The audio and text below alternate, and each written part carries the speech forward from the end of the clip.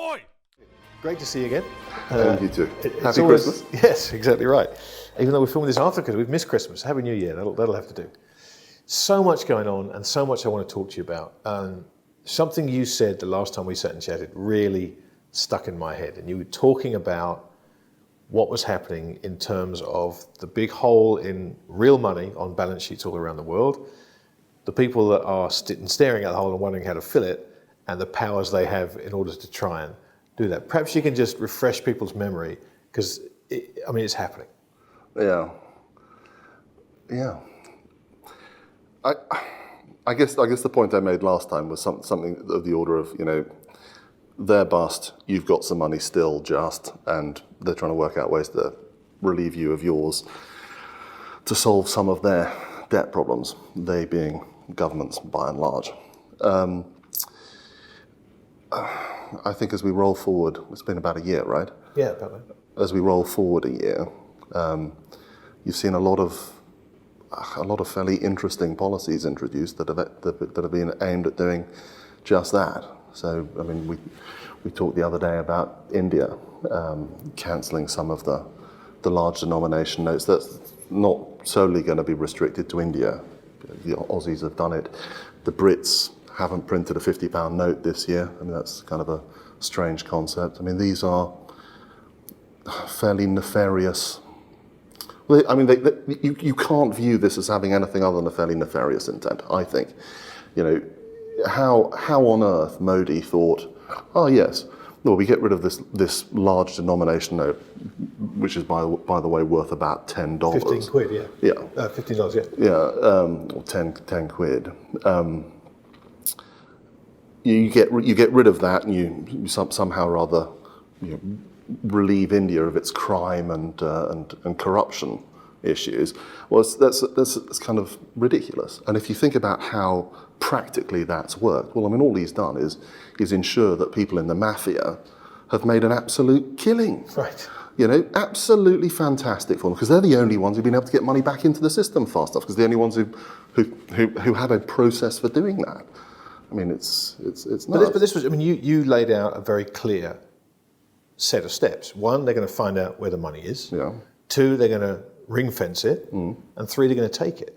And, we're not quite at 3 yet, but we're headed that way. The India thing, I was really surprised. It was interesting that they buried it the night of the US election. So a lot of people were finding out. Really, I had people 2 weeks later say to me, hey, have you seen this thing in India? I'm like, yeah, 2 weeks ago when it happened. It was a big, big deal that got lost in the Trump victory. But what surprised me the most is the reaction I saw on Twitter from, expat offshore Indians versus onshore Indians.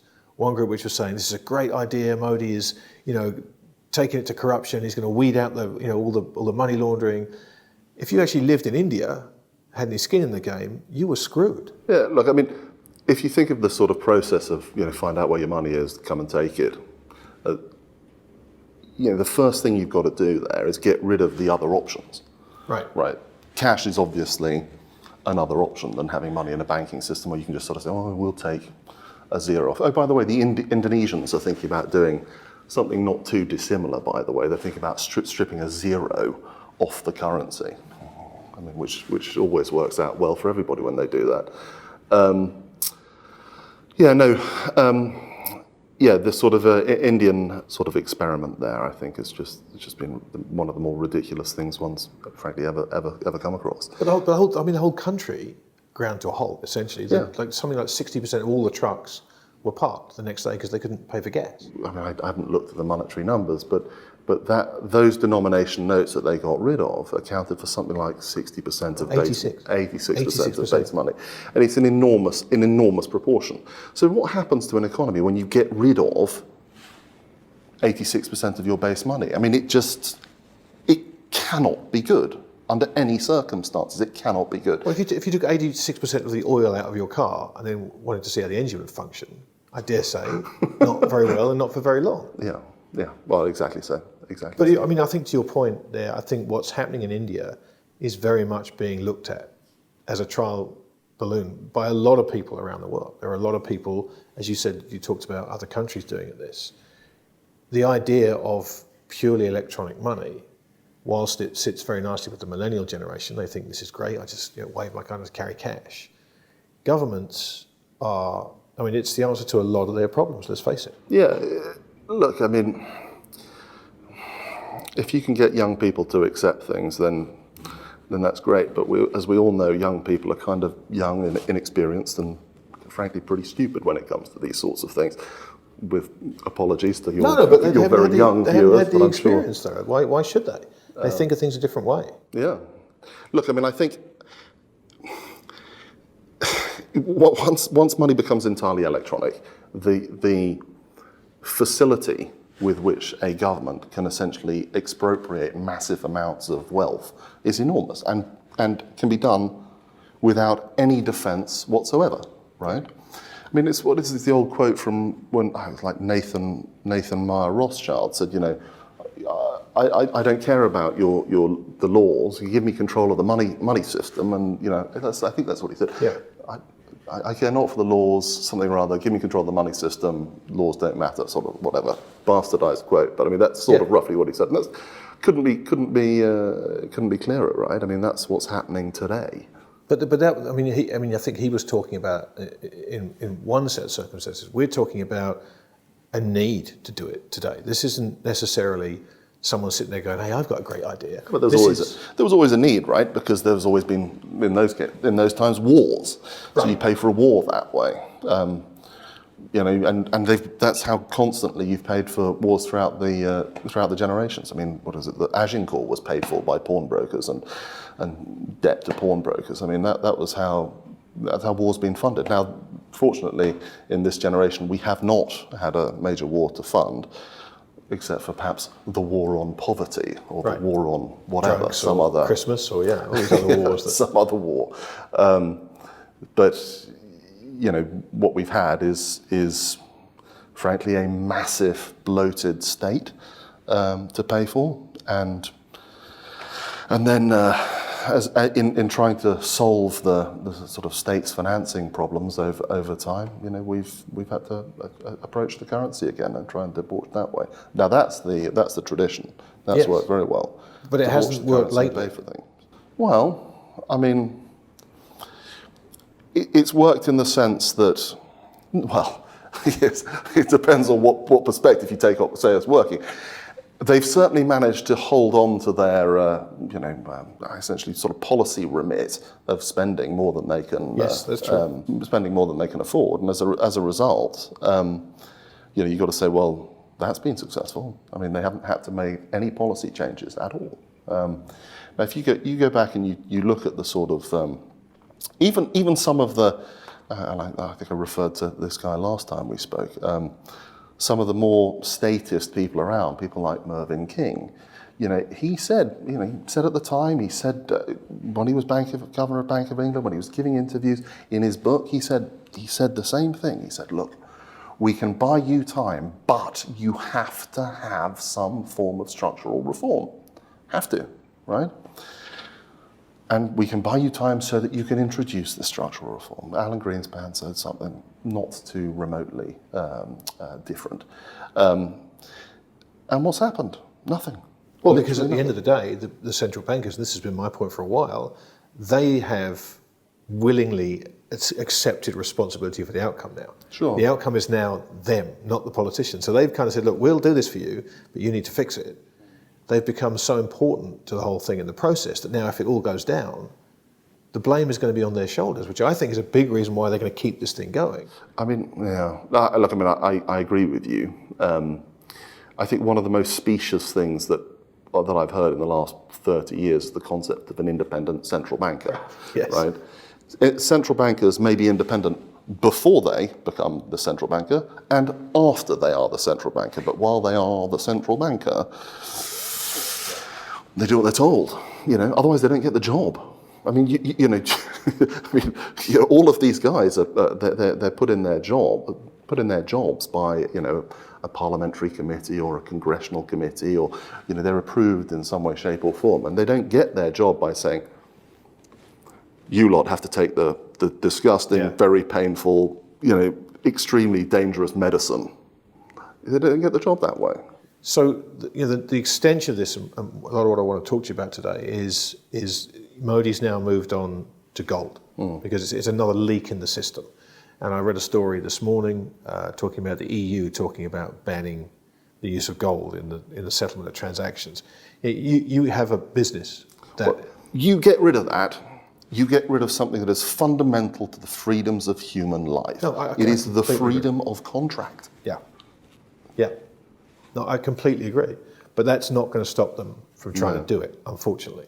No. So since this has happened, since we've seen this demonetization in India, and we've seen the talk about drug dealers and money launderers, the only people that ever use high denomination bills, that trial balloon's out there. What have you seen in the gold market? Because there has been a move in India, and that's the places it hasn't been talked about yet, they're going to start talking about it soon because that great idea is going to come off. Are you seeing any changes in the gold market? Well, I mean, remember we deal in a very specific part of the gold market. I mean, I would say what we've seen from the sidelines in India have been kind of slightly weird in the sense that in India, gold traded at a discount to the international market price for a short period of time because of the way they treated VAT there, and how the refiners would essentially import scrap gold into India in order to refine it there. And there was a sort of there was an arbitrage there for a while. And obviously now gold trades at some degree of scarcity value because people want it, especially relative to these notes that are rapidly losing their value. So look, I mean, I think India is now a very strange market, which is almost disconnected from the global gold market. I mean, difficult to say disconnected, but in some way, shape, or form, it has to be viewed as different because of, one, its size to start with, and two, because of the monetary shenanigans that are going on there, and that has to be the way that you look at it. So. And I think perhaps, if we see the Indian trend roll around the world, then perhaps we don't have a global gold industry anymore. We have, various sort of, perhaps a global macro trend, but with very large micro markets that trade differently for very specific reasons. But it's hard for me to fathom how you can try and legislate or tax away, to your point about basic human freedoms, something that has been money to human beings for thousands of years. Are we at that point where we really have pushed this situation to those extremes? I mean, the world has been in similar situations. You and I have spoken about this over dinner previous times, where they generally end up in conflict of some sort.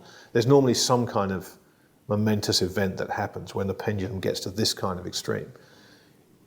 We should perhaps hope that the answer this time is not conflict, but it is the removal of some form of anchor, not you and I as gold investors, but as human beings. Well, yeah, I mean, there's a very, conflict is an interesting word to use because there's obviously conflict between countries, but there's also conflict within countries. Now, frankly, I think if you start, I have to catch myself here because I end up sounding like a sort of massive conspiracy theorist, but which I'm reluctant to do because it always makes me, my wife already thinks I'm crazy, so, but, if you start dispossessing large tracts of the population of their wealth that they've spent, many, many years accumulating, if not violent conflict, there is at least some form of conflict. Albeit in the politest of ways, perhaps. But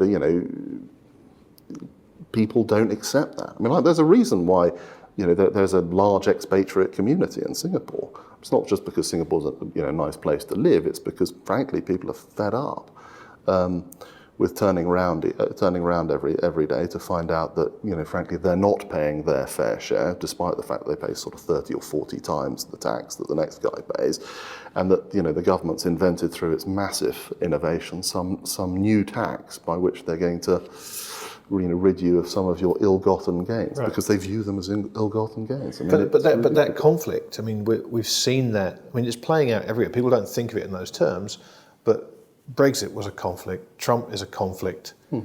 What's going on in Austria is a conflict. The Netherlands, France. There is this conflict between government and the people that's happening everywhere you look, and it's viewed through the prism of establishment as some kind of revolutionary act. People don't think of it the other way around and look at the level of oppression that we're seeing right around the world now. It's everywhere. I mean, I agree, but I don't really know what to say to that, to be honest. I mean, this you know, I kind of... I've never known you speechless before. I just find the whole thing fascinating and frankly quite alarming, because as we've had this debate after the US elections about the media and fake news and all these other kind of problems in a world where clickbait is the way, and writing anything that will get people to click on a site to look at the adverts counts as news, it's alarming to me the ease with which the establishment has managed to spin this particular narrative. I mean, it really troubles me that the idea that only money launderers and drug dealers use £50 notes or $100 notes in America or $100 bills in Australia, when the cost of taking your 2 kids and your wife to the cinema is $100. Yeah. A taxi drive into central London costs you 60 quid. Yeah, I mean, there's not an awful lot of logic to this, but you know, when you're relying on, you know, a very specific segment of the community for whom a, you know, £50 note is a sort of rarity, and you think, well, what does it matter? I don't have you know, oodles of 50 quid notes in my wallet, so why should I care about someone else's? It's a sort of someone else's problem, therefore not mine. You know, most people, frankly, aren't particularly sensitive to the concepts of personal freedom and where these things lead. So it's pretty easy for a policymaker to say, well, of course, drug dealers use these. Well, I'm not a drug dealer, so what do I care? You know, but it's the way the narrative is framed, and you know, it's terrifying because, you know, frankly, you can get away with an awful lot, you know, by doing that. The war on terror. Okay, well, of course, I'm against terrorism. I don't like them at all. Right, I must be for the war on terror, therefore. I mean, it's a very sort of facile way to approach it. You know, I mean, war on terror, therefore pro-torture. Well, no, not a pro-torture person. It's difficult to say. It's the way the narrative is always consistently sort of reinforcing of, you know, of a way to get rid of, you know, get hold of your money. I mean, that's, you know. Well, that's what this comes down to. This is, as you said, there are the haves and the have-nots. The have-nots are essentially other governments, and the haves are a very small percentage of the population. And it doesn't really work unless the one can get hold of the assets of the other. Yeah. Which is what I find troubling, because they're coming for it. I mean, this was your point in our last interview, which is why I want to talk to you today. They are coming for it. And what do people do to try and protect themselves from that? Well, I mean, it's very difficult. You know, you don't really want to be in cash, but or in sort of, you want to get rid of your sort of fiat currency in some way, shape or form. But frankly, every other asset class looks pretty expensive. So how do you sit and wait now? You used to be able to buy property. Well, you know, property. I mean, that's not great. You want to buy an apartment here in Singapore, you'll get a running yield of about 1.8%, 2% if you're lucky. So not much of a yield on that. You know, London property in most places, same sort of deal. The bond market, well, I think we can all appreciate that the bond market has now probably reached it's reached its absolute peak in terms of valuation, and it is now probably going to come off, and now structurally for a generation, I would say. And frankly, that's an argument against property as well, because property prices essentially followed the bond market. Equities, well, you know, they're pretty expensive too, you know. You buy the US market at what, 22, 23, 24, I don't even know what they are now, 24 times that. I know that I'm not going to buy them, right. You know. I mean, I look at value there. I mean, when I started work, you know, we used to think of, well, okay, 20 times earnings. Yeah, you could justify that with 20% growth. It was the rule of thumb, but really above 15, and you had to start to look for reasons why the market was there or companies were there. Not now. I mean, with money flowing into the US stock market, it's comfortably above 20, and the only way you're seeing economic or sort of earnings growth that remotely justifies that is by it would be with a huge slew of inflation through the economy. I mean, it just doesn't work. I mean, you look at the numbers; they don't add up. So, do you put money into equities? No, is the answer. Emerging market equities, well, frankly, if the U.S. interest rate cycle has turned now, then frankly the dollar will continue to strengthen, and that is going to cause dollar tightness across emerging markets, which is going to remain bad for certainly this part of the world. So where do you sit and wait? I mean, where do you sit and wait? And, I mean, I always tell people. You should have a certain allocation to gold. We have within our funds probably 12, 13% allocation to gold at the moment. But even that doesn't sound particularly high to me. No, it's not. It's not. I'm just not sure I've got the courage to hold an awful lot more. Because frankly, I realise that I'm at the behest of policymakers in some respect. I mean, I am. 5 years ago, 10 years ago, if you'd asked me, did I think the gold market was manipulated, I would have been, well, maybe a little bit, because there are some monetary reasons in order to have some form of active engagement in the gold market. 3 years ago, 4 years ago, I've moved very much to the camp of for certain. There is certainly some manipulation going on here, just because the way the market moves just doesn't make sense at all.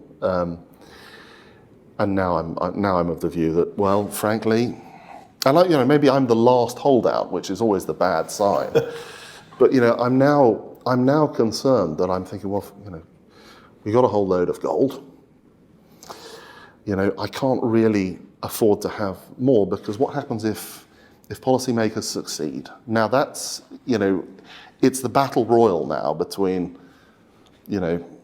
free markets and, dirigiste, to use a pleasant word for what is happening, markets, right? I mean, it's, I could be wrong, right? We could end up with a 30, 40 year sort of French style system of government across the Anglo-Saxon world, which would be very, very bad for someone like me. Yeah. And probably bad for gold. So yeah, I don't have an awful lot. I have, relative to most people, an enormous amount of gold. Yeah, because people don't. That's right. Because this is actually the point, and a critical point. And, fortunately, not amongst your listeners, your audience. But if you go into a room today, any room in the country, any room in the world, amongst the investing class of people, and ask them how many people have gold, you'll have, I don't know, 5-10% of the people in the room have any form of gold at all. Are these cameramen here? Gold? No? No one? No one? No? Wedding ring. Wedding ring, there we go. I mean, you've got, there's no ownership of it. We're getting back to this whole idea of they're coming for your money. Yeah. And this idea of where can you save it? Yeah. Where can what you do with it? But you're just listening to you realise that you're really kind of out of options, except to chuck it into passive index tracking funds, hide in the crowd, thinking, well, if I do bad, everyone's going to do bad, so it's not such a big deal. You can't hold it in cash. It's got to be in a market somewhere. It's really hard. I mean, honestly, the sort of, I'm at that point now. I mean, we are, I don't want to flatter ourselves to say we're relatively thinking investors. We like to, consider what we do with things, and we've been holdouts when it comes to passive funds. But I'm now getting to the point where, frankly, you know what? I can't beat them, I may as well join them. But isn't that dangerous? Yes, it's dangerous, especially because I tend to, if I give up, I'm like ringing the bell at the end of it. Exactly. But so I'm really interested to understand the inner dialogue you must be having around this, because I know you're a thoughtful investor. I mean, that's why I'm sitting here talking to you. And the conversations you and I have had over the years, I understand that. So when I hear you having it, because I'll tell you right now, you'll never do it. I'm telling you right now, you won't. Well, I want to understand the dialogue. Honestly, I just find it so painful. It's so painful holding on to, conviction these days. Yeah, absolutely. Because the money that we've had to earn, right? Period. No one's given it to us. Right? The money that's sloshing around the financial system at the moment hasn't been earned, it's been printed. Now, it may have arrived in the financial markets via a few people who have worked, but that money has entered the system by some guy going, there we go, here's X, whatever it is, we now call it 20 trillion of central bank created money. Are we around there? Something close to that now? I mean, we're nudging it. It's an enormous number. I mean, by the time this airs, we would have been, I'm sure. Exactly. Or by the repeat, Anyway, it's, so it's incredibly painful. And, if one goes back to when we sort of first started work or, got interested in markets, the bond market was powerful, right? Yeah. People would always say, well, if I wanted, I think it was Clinton's Treasury Secretary, or Clinton himself said, if I wanted to come back, you want to come back as a bond, most powerful thing in the world, right? These days, the bond market is just a bunch of, it's cowed completely by this sort of central bank involvement in it now. There's no... Well, for now it has. I mean, I don't see that as an endless state of affairs. I just have this feeling that the easy money to be made in the bond market has been in backing these guys. The central banks are going to win. They're going to do this stuff. The closer you get to the limits of their ability to do that, I suspect a turn in the bond market is coming. And we may be seeing it now. Personally, I'm on the record, I still think there's going to be one last panic into treasuries. I don't think we've seen the lows yet, and I certainly don't think this was a one-way reversal now. We're going to go back for 35 years. But I think the bond market is just biding time. I think the bond vigilantes are still there. I certainly hope they are. I'm waiting for that day. I hope they are too, because if they're not, then then the economic system that we're going to live in is not going to be one of sort of free choice. It'll essentially be some form of state-directed capitalism, which is not what I want to see. No. But God, I mean, if the bond vigilantes are there, they've certainly taken their sweet, bloody, merry time, waiting to sort of act in this. And I can understand why that would be, because you're frankly facing a central bank sort of hegemony now, where they can bet against you all the way, and they're printing while you're earning, right? It's a very different dynamic, and the only thing that will force some form of discipline on the central bankers is a massive slew of inflation, which we haven't got, right? Well, I mean, people will argue about how much inflation there is. I mean, there's certainly more than the stated amount, but I mean, it's certainly not runaway inflation yet. Well, it's ironic. I mean, that they are trying to create the means of their own destruction and failing miserably at it. I mean, I don't know what that says. I go around so many times, but I just want to get back to this. But I can tell you, my inflation, right, of our basket of goods at home is not 1% or 2%. It's more like 7 or 8. Yeah. Because when you take the school fees, you take the medical insurance. That's a comfortable 10% a year. Yeah. Period. And that's a good 25% of expenditure. Yeah. But just to say, I just want to get back to this inner dialogue that you're having. I should have sat you on a couch for this, maybe. because I think there's some lessons here for the people watching in how to handle that. Because I mean, everybody must be going through this. I know I have. I'm surprised. I'm perhaps a little further away from throwing the towel than you are. But that's just maybe because I'm a ordinary old sod. But how do you go backwards and forwards with that? Because for the people that don't know, you're managing family money from generations. I mean, you're the latest steward of that capital. Yeah. Not sure I'm doing a very good job. No, but you have to invest in the environment you've been handed. The guy that had it before you, happy days. I mean, he's managed it at exactly the right time in the cycle. So, it's a real lesson for people who are sitting there with their own money at home trying to work out how to manage it. How do you, in the mornings when you give up and go, right, I'm giving it up, how do you talk yourself down from the ledge? With difficulty. I look longingly at open windows when I'm in tall buildings.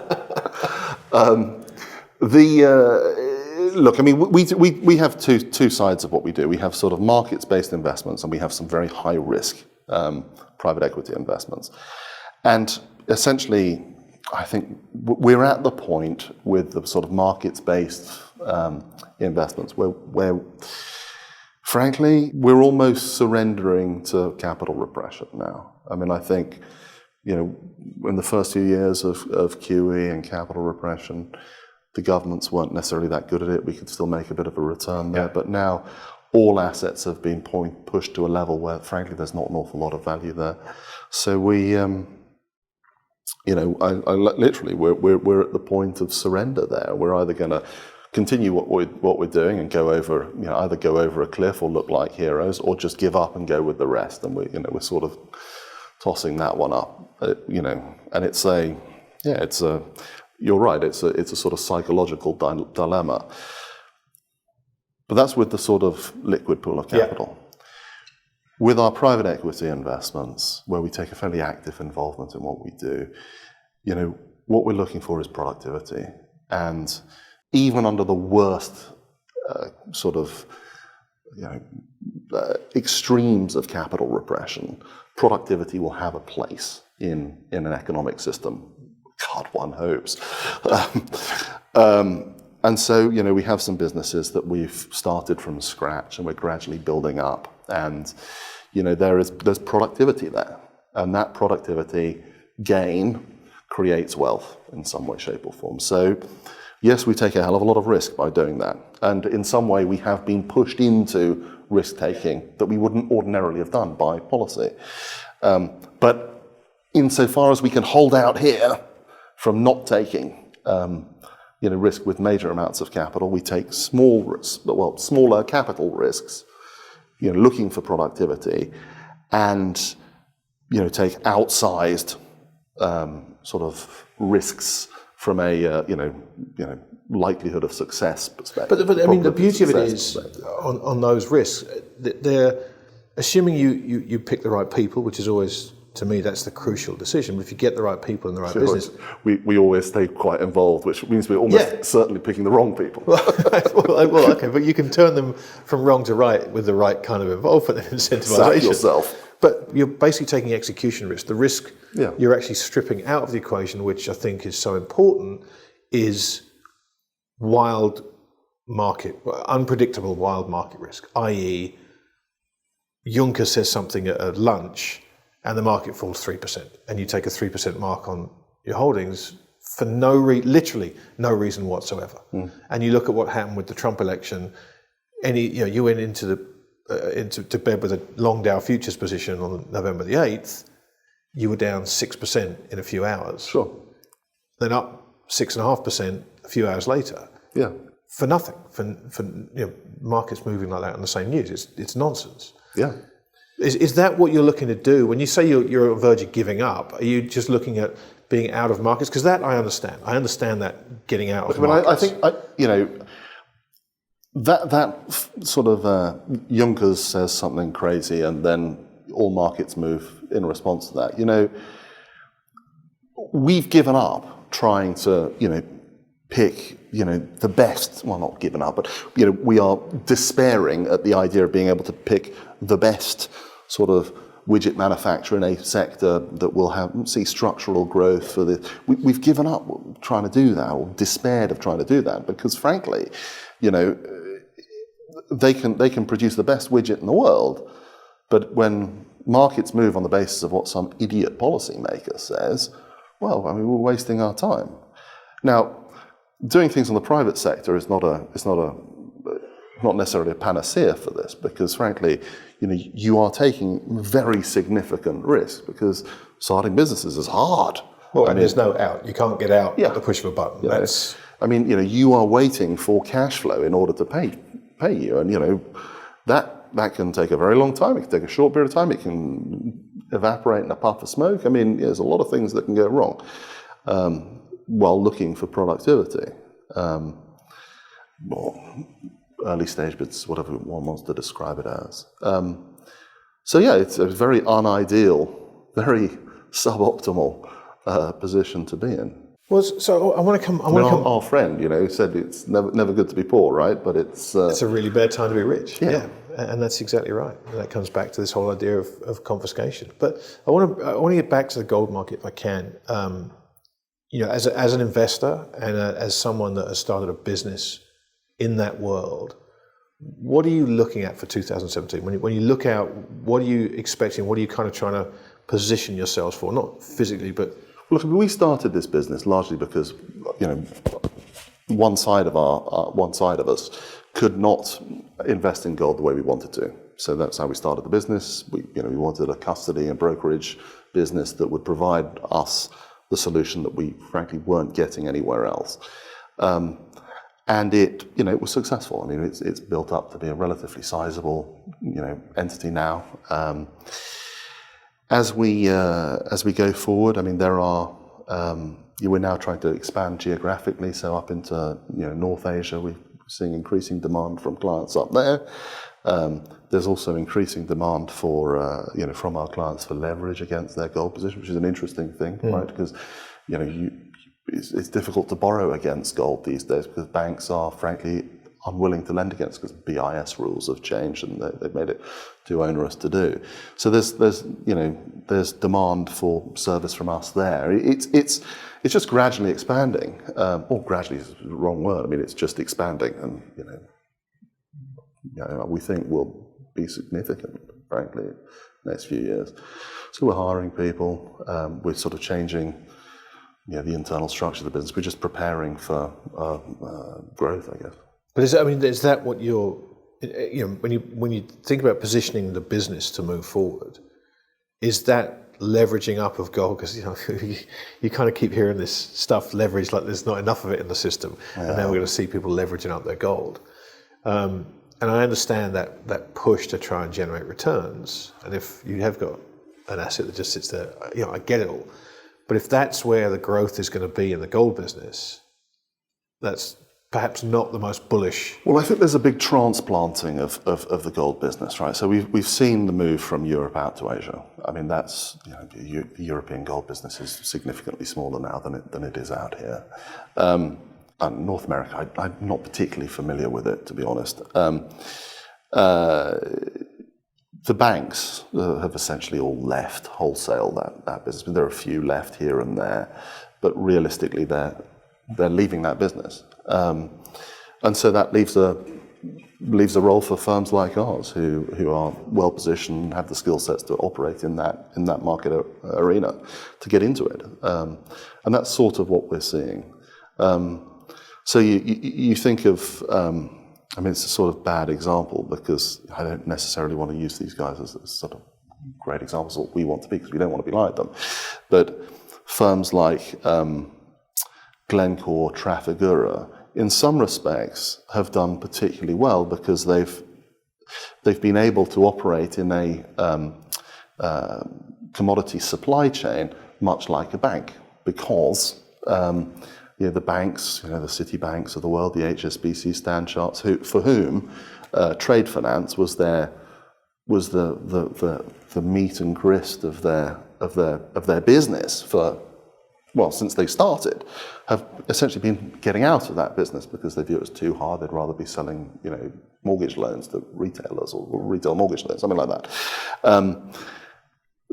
But those, frankly, they thought, well, hold on a second, this Indonesian trading firm that's, needs a $30 million revolving letter of credit facility. It's too difficult.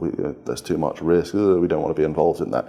So they've gotten out, and as a result, that trading firm has been unable to finance itself. So it's decided that it's going to work with someone like Trafigura or Glencore in order to help fund their trade flow. And so Trafigura, Glencore, the large trading firms, have essentially blossomed into these enormously profitable businesses because that trade finance business was actually a good one that banks chose to get out of. And the same is, I think the same will hold true of gold. Now, obviously, a significantly smaller business by comparison to oil or coal or iron ore or whatever. But we certainly see, a role for that sort of financial intermediary within the gold industry as banks get out of it. Be it, to fund jewelers or pawnbrokers, there's a role there. Yeah. And that's what we see we'll end up doing. Are you seeing that from individual investors, or are they still looking to just buy the gold and put it away somewhere and just keep it safe? Look, within our business, we see the sort of trading custody business as very, very separate from some of these sort of financing things. They're massively segregated or separated between the two. What do we see from an individual's perspective? We just see more demand for gold and more people having more demand for gold, because people who have gold, they face the same dilemmas that we've discussed for the last sort of half an hour. And the conclusion they come to is, if I want to sit by the sidelines and wait, where do I wait? And, I've got 12% of gold, 13%, 15% of gold. Well, I'm going to sit and wait for another, with another 5%. So they're buying, right? Yeah. And increasingly, the message is getting out to people who want to, sit on the sidelines in some way, shape or form. They realize that putting money into US treasuries is not necessarily the way to do it, or leaving it in a sterling bank account or euro bank account is not the way to do it. So they are looking for and finding gold as an alternative. And you are seeing that. So I can say from our business's perspective, and like I say, I'm still a non-executive for this business. I don't monitor the numbers all the time, but the numbers of people opening up accounts just continues to increase and increase and increase and increase. It's just not stopping. There's structural growth in that business. And I'm just curious, the people opening accounts, are you just seeing, is this at individual retail level? Is it corporate? Is it family office? What kind of demand are you seeing? We do. There is a retail business in the sort of gold retail business that all over the world. We're not involved in that. Frankly, it's a very difficult business to make money out of. It's a little bit like retailing. It's just very, very hard, and we don't flatter ourselves to know how to do it. So the sort of typical clients that we sort of service are people who will put somewhere between $250,000 and $20 million into gold, right, in some way, shape or form, which necessarily in Singapore makes them an accredited investor or a sophisticated investor in most jurisdictions. Now, those people tend to be either high net worth individuals, ultra high net worth individuals, family offices, and some of the fund type businesses. Increasingly, we are working with some of the banks, because while the headquarters is saying, no, we want to get out of gold, it's a bad business, all of the sort of frontline relationship managers saying, the private banks are going, well, hold on a second, our clients actually want this. Yeah. So, if you're going to get rid of this solution, we're going to have to find a different solution. So we end up working with either individual relationship managers or with the institution itself to provide them, a service that equates to what they were historically offering anyway. So we're increasingly doing that. So if you think about the sort of the socioeconomic hierarchy of customer base, very retail at the top and central bank at the bottom, and retail at the bottom and central bank at the top. I mean, we start at the sort of high net worths and we go up to the sort of smaller institutions, and increasingly we're seeing, demand to work with those larger institutions. I mean, we've been around for a while. We've got a better track record. I mean, it's the usual things that you would expect from a growing business. So we see that within that sort of core custody and trading business. Obviously, the stuff on the financing side is a sort of separate business. And within that sort of core custody and trading business, we're seeing demand to expand geographically. So up, like I say, up into North Asia, Middle East. I mean, there's just demand for this service. And maybe that's because we're doing a good job, or maybe it's because, frankly, a lot of people have been getting out of this business. A lot of our customers, have historically been private banking customers, or customers of large financial institutions, and they're increasingly uncomfortable with either the service not being provided at all, or with the service that they're receiving. Yeah, and again, I mean, having this business gradually transition away from the banks and into private businesses, personally, I think is one of the best things that could happen to that market. I mean, the idea of buying your gold through a bank and storing it in the bank, to me, is a layer of risk that you want to mitigate if you can. Look, I mean, it's almost ironic that we're getting to this point with the banking system, because the solution to the banking system's problems was not greater mergers and acquisitions and larger banks that are now even way too big to fail, kind of thing, which is what we've ended up as a result of it, as a result of the financial crisis. The solution was, okay, break these entities down by competition, right? Get banking licenses out there, issue them to anybody who wants them, and they will compete away the position of these large financial institutions. And that was a conscious choice by banking regulators. No more banking licenses. So, okay, that they've made a conscious, and maybe that's because they want to save the balance sheets of those large financial institutions. They realise that if there's a whole slew of new banks coming in to compete with the bust big banks, then you're ultimately going to end up with a balance sheet problem anyway. But the irony of them sort of saying, okay, well, we're not going to issue banking licenses, therefore there'll be no competition, has been wrong. Because ultimately people have chipped away at the edges anyway, but without, or by using different licenses, right? And that's sort of what's happening. And